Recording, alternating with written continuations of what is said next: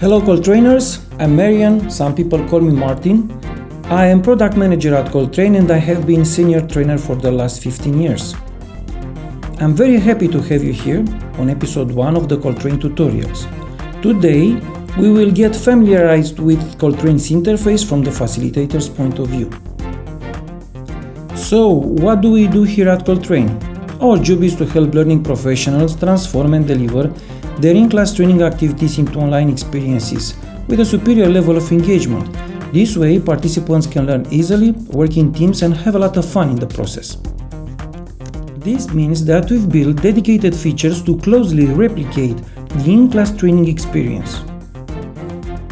In this episode, we will discuss the main screen, the menu, filtering and activity list, activity detail and the user account.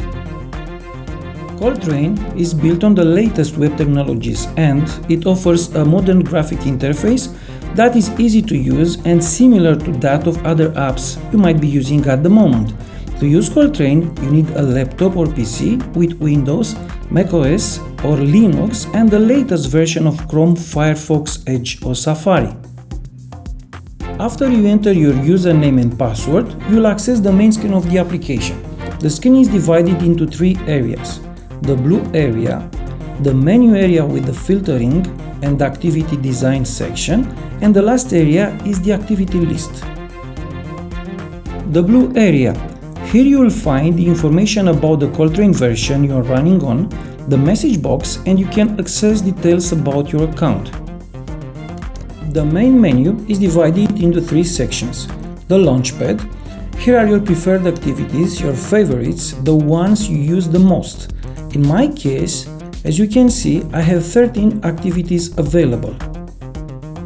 The library section. As you can see, I have 60 activities here. In the library, you can find the standard Colltrain activities, activities created by somebody in your organization, and activities that were shared with you by trainers from other organizations. The last menu section is Rooms. This lets you access the virtual rooms list that contains previously started open and closed activities. In a future video, we will get into more details about this feature. The filtering section allows you to filter activities based on different criteria. Activities that were shared with me, activities designed by me, activities designed by others in my organization, or activities published to the library. Other filtering options include the activity language and the category of training where such an activity may be used. Additionally, you have a dedicated option to visualize the activity packs. A pack is a collection of activities that can be used for a specific purpose. For example, the whole set of activities used with the training session. Imagine that you may define, for example, a time management pack, soft skills essentials pack, or let's say the agile training pack.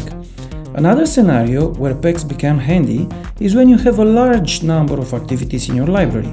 Recently, one Colltrain user has mentioned a number of 188 activities in their library, so packs can help a lot. Related to filter results, you can set up the order of display.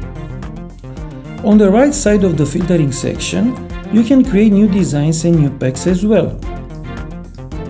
When you design a new activity, you can start from 3 base activities: flip chart, magic letters, and playing cards.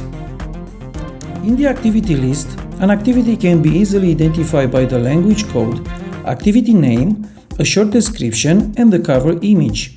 Every activity from the Launchpad has 3 action buttons: the activity details, the start button from where you can start the activity when you play in teams, and one quick access menu from where you can flash start the activity or from where you can remove it from the Launchpad. Of course, the activity can still be accessed from the library section.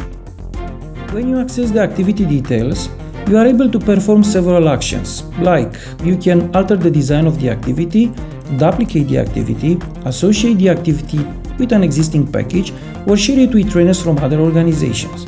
If an activity requires written instructions for participants or facilitator, or maybe resource files, these are available here. If you click on My Account, you can find information about your preferred language, change your password, or you can find details about your paid plan. From here, you are able to leave the app by logging out. Guys, we have reached the end of this episode. In the next one, we will talk about running games and activities. What shall I say? Follow your passion, change the world, make better people through remote training. Goodbye, Colltrainers, and see you in the next episode.